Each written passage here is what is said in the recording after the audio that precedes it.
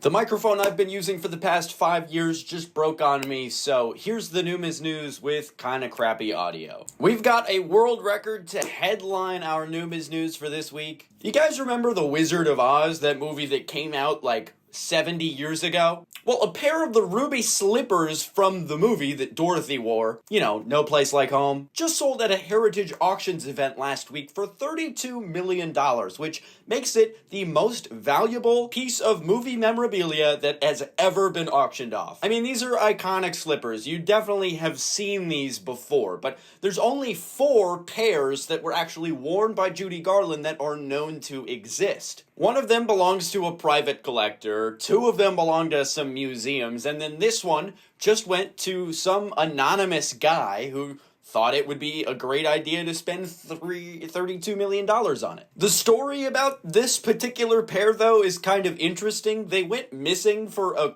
long time. In 2005, they were on display at the Judy Garland Museum, but a burglar broke into the museum and took the slippers as like his last hurrah. It said that he was supposedly trying to leave his life of crime behind, and somebody convinced him to do this final heist. The shoes didn't resurface until 2018, and years later, the guy who stole them was identified as Terry John Martin. He was indicted, pled guilty, and in January, he was on oxygen therapy for pulmonary disease. And because of that, he actually avoided jail time. Instead, he just got sentenced with 1 year of supervised release. But this auction blows the previous world record of movie memorabilia selling for insane prices out of the water. The last one was $5.52 million, which was the white dress that Marilyn Monroe wore during that movie where she stood over the subway grate with the white dress. That's a pretty iconic moment. That sold in 2011 for, again, $5.52 million. But we're a couple orders of magnitude above that at $32.5 million for the Judy Garland slippers. Pretty cool. Now, moving on from movie memorabilia to what you're actually here for, coins that are selling for hundreds of thousands of dollars. Let's look at an auction that just ended 2 days ago on Thursday, December the 12th. An 1870 Carson City Double Eagle hammered for $312,000. And I'll get into why this is such an important coin, an important date, an important mint mark in just a second, but let's look at the coin itself. It's a beautiful Liberty Head Double Eagle, marked with that Carson City mint mark underneath the eagle on the reverse. It's minted 1870, which also happens to be the first year that the Carson City Mint was in production, which means that this coin had an extremely limited mintage of just 3,789 coins. And we estimate that there's only about 40 to 65 of the 1870 Carson City Double Eagles still in existence. The one that just sold at, $300,000 is graded at XF45, which makes it one of just 10 known that are graded at a 45, and there's only 12 coins that are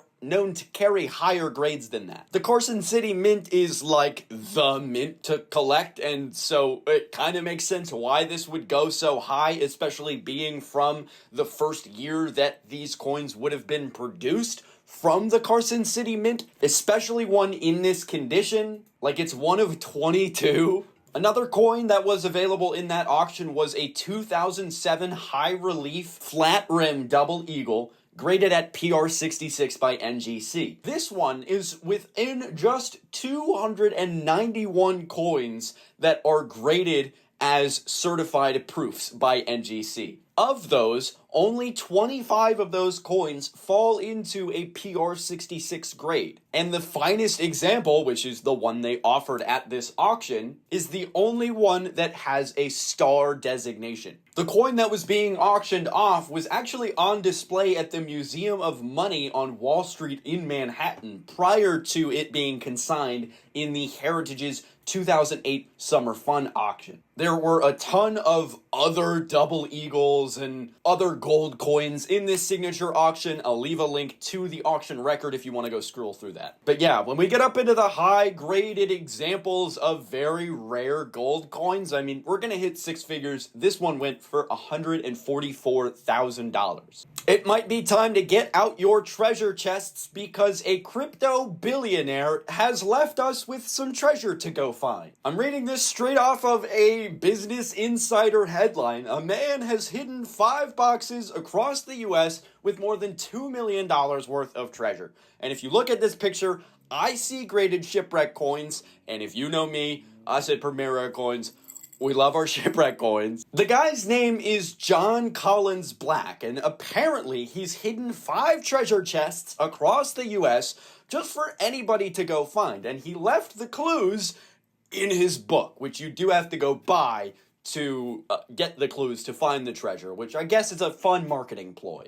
He apparently told Business Insiders that he made a good amount of money from Bitcoin investments during the COVID-19 pandemic, and he embarked on this project to secure a hoard of treasure and then send it off for people to search for it. He says that none of the chests are buried on private land, and reaching the boxes isn't going to require any, crazy stunts to find. The idea is that anybody of average health should be able to find these as long as you use the clues from the book. But this guy went all out. I see kilos of gold, weird artifacts, memorabilia from the 1996 Atlanta Olympics, a bunch of gold coins, slabbed Shipwreck stuff. He was inspired by the art collector Forrest Fenn, who did something similar back in 2010. He hid a chest filled with a bunch of gold, jewels, and other valuables in the Rocky Mountains, and this billionaire actually went out to go look for it. He thought it was kind of fun. He went out and started looking for the treasure. He didn't find it, but Fenn's chest was actually found in 2020. All 5 treasure chests are puzzle boxes, but the chests have instructions on how to open them, so you don't have to, break them open, because I'm assuming the boxes were pretty expensive. But I don't know. I think this is kind of fun. I'm not going to go look for, the coins. I'm just going to go buy some coins, but I think it's kind of, kind of a fun story to throw in there. In some U.S. Mint news, the U.S. Mint's Harriet Tubman commemorative coin program is going to conclude on December 31st, 2024. You will no longer be able to purchase the Harriet Tubman commemorative coins from the U.S. Mint. So if you haven't gotten one of these already and you were wanting to, now is the last chance to grab them. There are 3 different coins in the program. There's a $5 gold coin, which depicts Tubman in her later years. There is a $1 silver coin, which highlights her courageous role as a conductor in the Underground Railroad, as I'm sure most of us know her for. And there's also $50 clad coins that help commemorate her service in the Civil War. There are some surcharges on the coins, $35 surcharge for the $5 coins, $10 surcharge for each silver coin, and $5 for each $50. But the proceeds are actually distributed equally to the National Underground Railroad Freedom Center in Cincinnati, Ohio, and the Harriet Tubman home in New York. A short segment about one of the most insane auctions I've ever watched, the Stax Bowers auction for the Flowing Hair 2024 230 Privy Mark High Relief Gold set.